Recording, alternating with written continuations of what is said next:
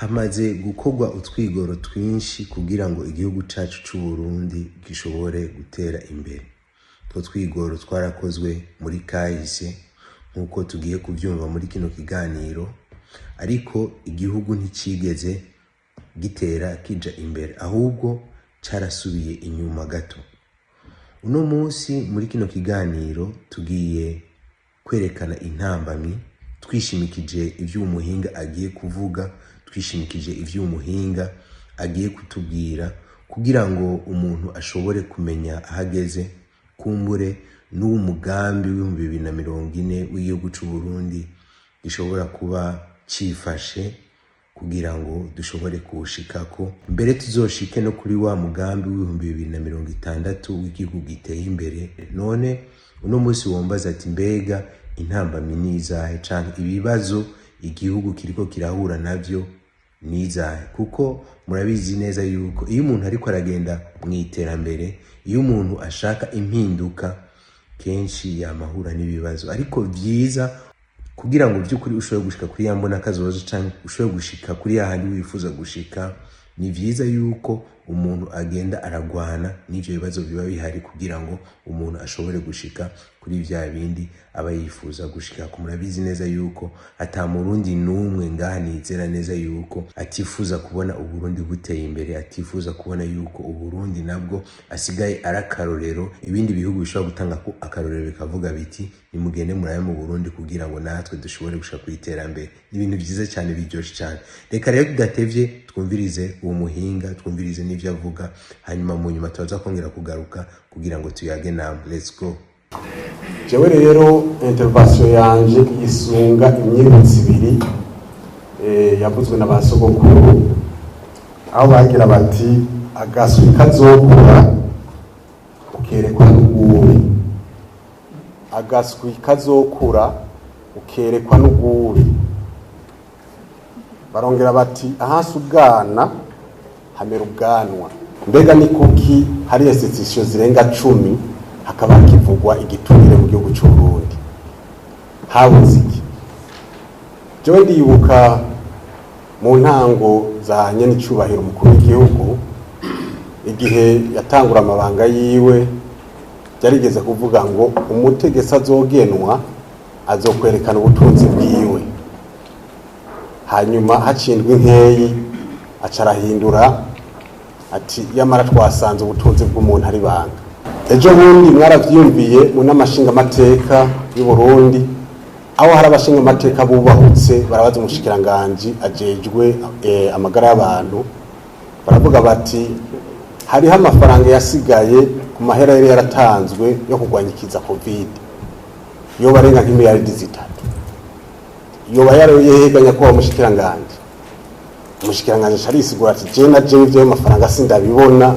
aragerageje kurondera simbona iyo vyagiye.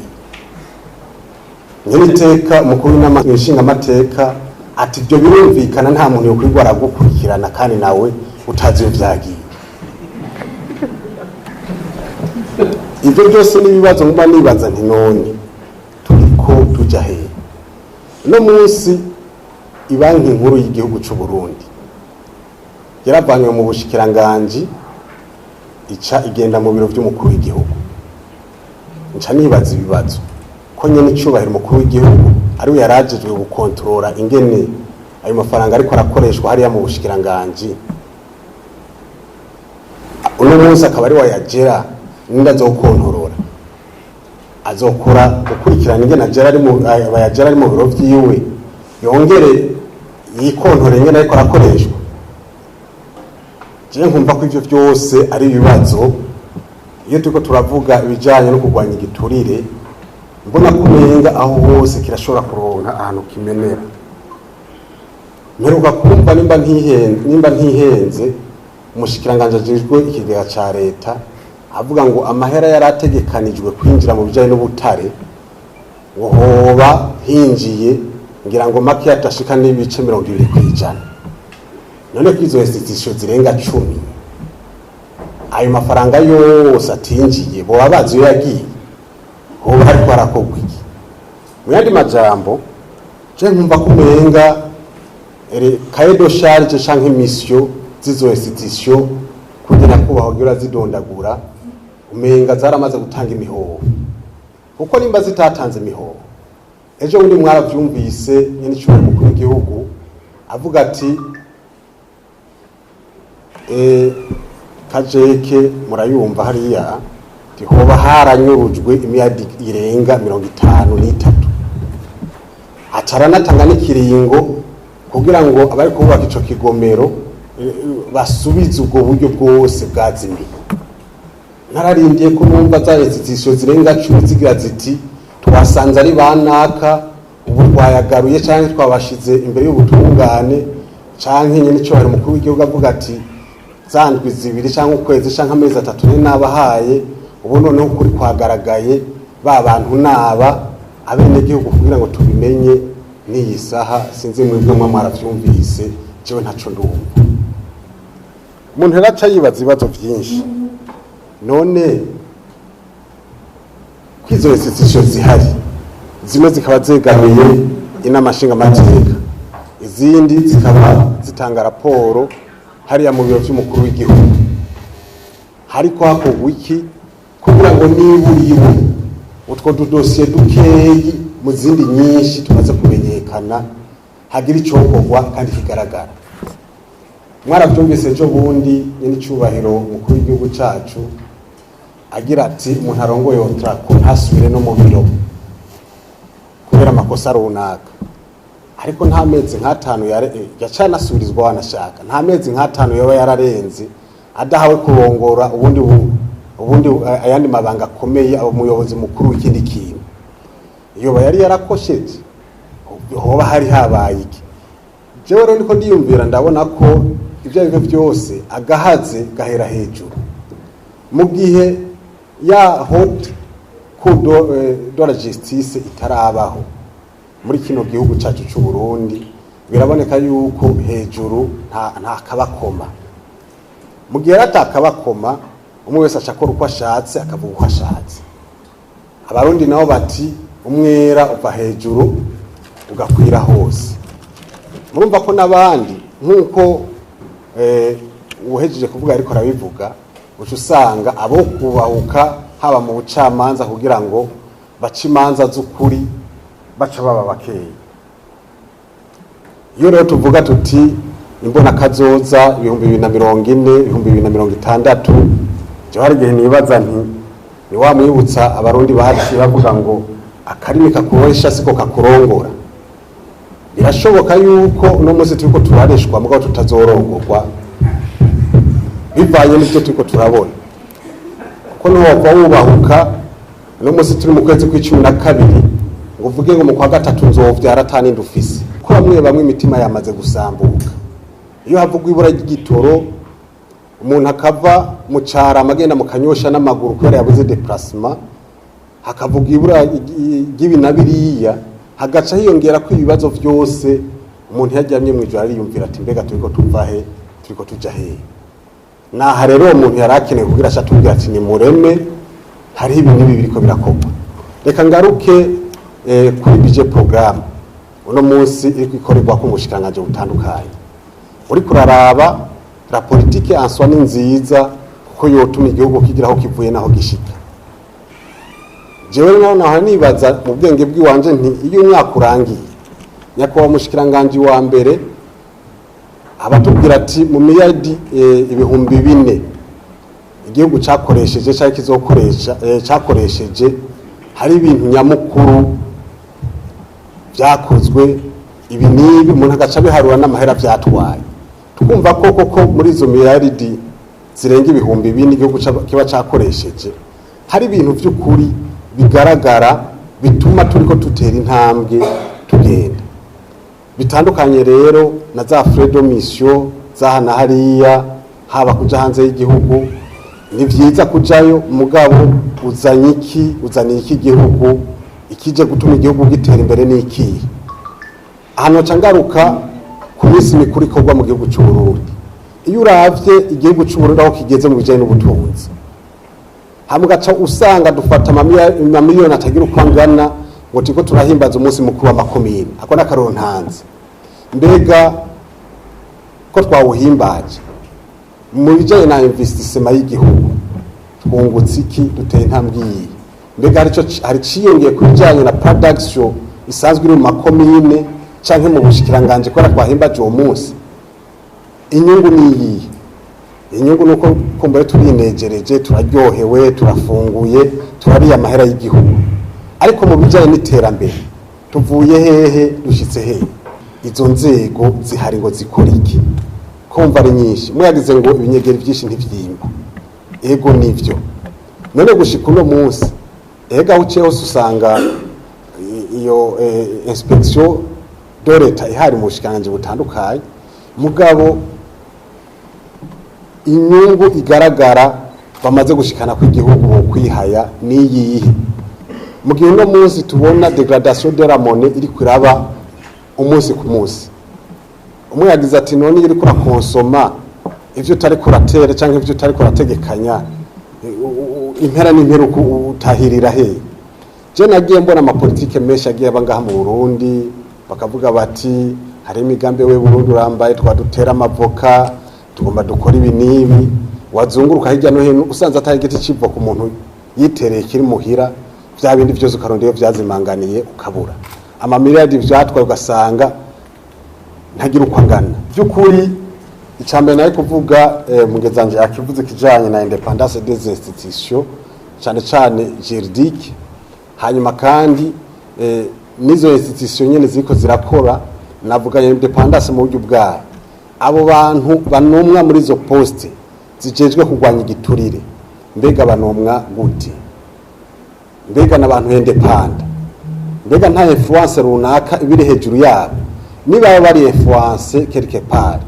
bazofasha iki mu bijanye no kugwanya igiturire mu gihugu cyacu cy'u Burundi niba batajambo bafise ryo kwigenga naho izo nzego ari nyinshi twebwe nk'abene gihugu cyangwa nk'abarundi bazodufasha iki la transparence umwe yavuze ati itunga ry'igihugu ni rya twese mu gihe umwene gihugu atanga ikori atari ko arabona neza na neza inyungu ariko arabikuramwe mbega umutima wo gutanga bimuvuye mu mutima uzobandanya aha na Rwanda bakarorero uno munsi ufashe ifarine ikozwe na Azam ivuye Tanzania Dar es Salaam ukayizana ukayigura ku muntu ayikwi Dar es Salaam yarisha makori izimbuka gusumba ikorewe ngahe Bujumbura none iyo fenomene ni bwoko ki ni ibintu nyene ubona ko ari ibintu by'ibisiga mutwe izo institution ziriko zifashiki kugira ngo abarundi boroherwe intambamyi ya mbere murayumvise igiturire muravyumvise yuko ari intambamyi ikomeye cyane ku iterambere ari intambamyi ikomeye cyane kumbona kazoza 2040 2060 ku bwa kabiri naho tugiye kumviriza iyindi ntambamyi naho nyene nibaza yuko ari intambamyi ikomeye cyane gose kuko burya ibintu byose tugende turavuga cyane twavuze muri kino kiganiro birafatanye kuko uraza kumva yuko icyambere gifatanye n'ibi bya kabiri ubundi muhinga agiye kuvuga uyu wundi muhinga agiye kutwiganira muri kino kiganiro kugira ngo ushobore gutahura aho turi kugira ngo ushobore gutahura naho twifuza gushika hanyuma nawe ushobore kwibaza ikibazo uti mbega none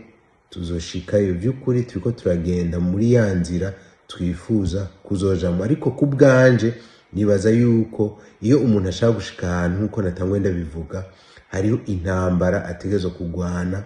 kutke cyangwa ko bigenda kose agashobora gushika hahandi aba yifuza gushika canke agashobora gushika kuri yambona kazoza aba yifuza gushika none birashoboka ku bwanje ndizeye yuko bishoboka ariko tumaje gukuraho izi ntambamyi zihari kandi vy'ukuri ni intambamyi zishobora kuvaho ni intambamyi zishobora kuva mu nzira kugira ngo umuntu ashobore gushika kumbona kazoza 2040 igihugu cy'u Burundi cifashe n'2060 igihugu cy'u Burundi giteye imbere so tudatevye rero reka tubandanye kugira ngo wumvirize intambamyi ya kabiri nayo manza imyaka itari mike narabonye ivyo ari byo twacira imanza abivye igitoki kubera inzara hariho abandi bariko barategura ico gihe simvuze no munsi bariko barategura demare z'amafaranga igihugu kaya twarabimenye vous pouvez raisonner par analogie sinzi memba giceye masinzi ariko twarabazwa cyane no kubona ducira imanza abivye ibitoke ndasubiramo kubera inzara kandi hari abandi bari ko baraterura demarete z'amafaranga y'igihugu birababaje cyane abacamanza burya bari baraca imanza baragira ingorane zidasanzwe amayenjonction ari mu gutungane arateye ubwoba bisigura ngo ndiko ndabibwira d'experience bisigura ngo uraca urubanza neza hanyuma rero uciye neza kandi wisuze amategeko ukarenganura umuntu iyo rugashimishije naka canke naka ari hejuru ubwo nyine uzumva telefone jewe ico gihe ndi magistrat narazironse telefone zitari bambwira bati uri naka jewe none urugero rubanza kuruciye kurya je naruciye hari ugeze kubimbarira akora ico gihe muri deuxième vice président de la République yarambwira ati ibyo bintu wakoze nibiki ndamubwira ati je nabikoze ikibanzo mu mutima icyo gihe nari mvuye gukora muri Tribunal de grande instance de Cankuzo ngiye nari mpeje guca urubanza n'indengana y'abantu muri Tribunal de grande instance de Bubanza acara telefone yarabwira ati mviriza je mvuye gukorera muri sentare ya kure ya mbere le tribunal prise rwanye di Burundi nta mu mpamitazi meze gute kiretse mushize muri Tanzania nta handi mwoshira kure hasumba muri Cankuzo nimwashira bije ndasubirayo nta ngorane ko nubone iyo mvuye kwera nasanze dossier iri en souffrance itegwa abacamanza bashika ko bakoze ko bagasha cyangwa ati muyimbe imba mutima mutation je mvuye gukorera kure nta handi banshira hasumba aho mvuye ni muyimpe renda yikora yari imaze guhabwa amarumize 8 jewe nari ngize w'icenda lese audience publique ico gihe ndabwira abo turi kumwe twe tukira abacamanza batatu sera sentire tuyiburanisha kandi abantu barenganijwe tubarenganwe kandi ko vyagenze umushefu yerashike wanje yari yibwituriye 10,000,000 kandi twari tubizi twe twabimenye arambwira ati wihende arambwira ati ukigenda aza kwihenda rero nta naruburanisha are cyo tubishira muri hererwa nyene bukecho turagusoma tubeza abantu babiri bararenganuwe ariko rero candonka ntuzenya abashefu banje baca barantumako dorojije president yantwara ico gihe na procureur ndabasanga mu biro kwa president barambwira bijya barabigize nibiki nabikoze nyene nta kundi mwihangana ndabwira ati jewe mavalize tujurambare n'ubu mwondo kiyo mvuye ndasubirayo nta ngorane mugabo jewe nabonye ko urugero rubanza naruciye aname conscience kana abarenganuye ubwo nyene hadace n'ibizibiri mitasyo yihuta intwari bururi cangendayo nezerewe abavyumvise ko narenganuye abo bantu ucasanga abanteguriye amushikira hose ibintu byose aho ndara aho byo mfungura kira kitu namaze yo simwa ndi officier du ministère public izo ayo meze 6 aheze nzarumva ngo banyemeje mu namashinga amateka kandi abantu 100% kubera iyo dossier y'ubanza kugira nje gutwara sene nkuru y'igihugu y'ububanza ico nshaka kubabwira rero ni giki ibirebire sino bivuga ngo ndabimari umenye neza yuko mwabigomba mwareka abacamanza ire rencontre beaucoup de difficultés meshirizana ahani duhendane hari abantu bariko baravyorosha nabumvirije bamwe urumva ngo nibanga dakoro nibanga nta ubyanse mugabo umenye neza yuko uri kurabitunganya riba ribanga nivyo koje ibintu byo gukangarizako je ndabikunda niba dushaka gutora umuti w'ikibazo gihanze igihugu ivuga ko tuvugana ukuri abacamanza baragira ingorane zidasanzwe kubera urashobora gusanga haraje umuntu uri kurategura dossier buzoyiburanishejo agaca gupropoza umuriyoni w'amafaranga mvuze muke bivanye ni dossier abo bashobora gupropoza nizirenga 5 miliyoni umvise ko n'umushefu wanje bare bamuhaye deja 10 miliyoni bico gihe ariko rero we uje kubona urwo rubanza uruburanishe vendredi lendi aho upanze bagomba bagusohore sivyo wamaze kuronka intuzenya convocation ya expedition bazokwe expedition lendi ugomba uburanisha urubanza vendredi kandi rurimo amafaranga ugenda babaza je ntavyo nshigikiye ariko muganda babaza il faut être simple refusé moi je pense n'est-ce pas tuvugana ukuri meshereza turehe gusigana inkoni ku maso ico nshaka kuvuga ni iki ntabwo nshigikiye biturire mugabo le contexte socio-économico-juridique dans lequel les magistrats sont plongés, bon gré mal gré, idahindutse ikibazo mutigute ndiko ndavuga au niveau du traitement y'abacamanza hari abavuga ngo nibanga ucanke ngo mishahara ngo oya hariho inuzenya style dovi standing dovi abacamanza bakeneye kuba bafise kugira ngo vyukuri ibyo basabwa babikore kandi bavyitwaremo neza aha ani vraiment jusqu'à ce que prouver le contraire je narabaye miyo ntuze mu bwo buzima naragakoze imyaka itari mike kandi vraiment nitanga muga hariho igihe bishika ukabona ati vraiment je suis dans une situation où je suis vraiment coincé sikora rengo ndagarutse ku cyo navuze ntanguriye hatabayeho independence de la magistrature ibi byose muvuga c'est zero utigute none ninde azoza kugira ngo declaration de bien okay ninde azoza ngo tsana tubirara yego biranditse mu itegeko mugabo umuntu adafite independence de la magistrature bizogenda gutisha kabiri hariho chevauchement des institutions wewe umva gute hari umugani mu gifaransa abayizi biratini barakizi yakiratini bivuga ngo kwe communautaire gerontour communautaire ndegere gontour gisigura ngo iki ce qui se néglige en commun ce qui se gère en commun se néglige en commun mes chers amis ni habaho chevauchement ni habandanya hariho chevauchement des institutions ou superposition des institutions ça sera vraiment toujours un problème grave utigute ni mwiyo nyende chevauchement des institutions ou superposition des institutions hari ibibazo bituma haba iyo corruption nyene none uzobibaza ndi bikogwa nabo bose uzobibaza zandi qui est responsable doko mu gihe hariho institution nyinshi ucu usanga hari ico bita collision des institutions ama institution asekana umwe yafashe ntarekura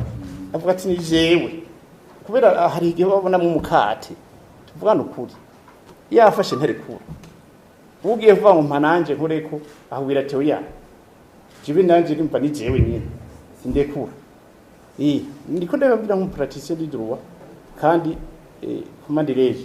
ibintu nk'ibyo ntivyumvikana ari ngende amategeko au niveau de autrement dit comme recommandation il faudrait que il y ait la révision du cadre légal et institutionnel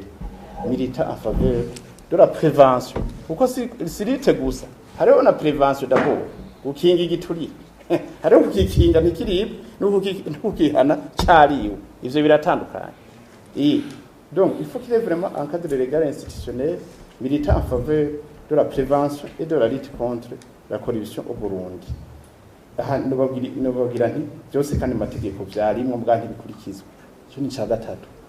twisunze article ya 27 de la constitution genda mu isome muraba ivuga iti je cite l'État veille dans la mesure du possible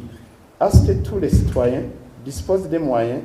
et de mener une existence conforme à la dignité humaine. Muri constitution ntivyanditse leta by'ukuri nayo ni naho tuko turayisinzi turayindexa byinshi yarakoze ibishoboka kuko hari amategeko omwesa c'est avance na citakoze mugaye ikibazo aho kiri ningene ayo mategeko ariko arakurikizwa canke hari ayapanze nabi dusaba yuko yo barevise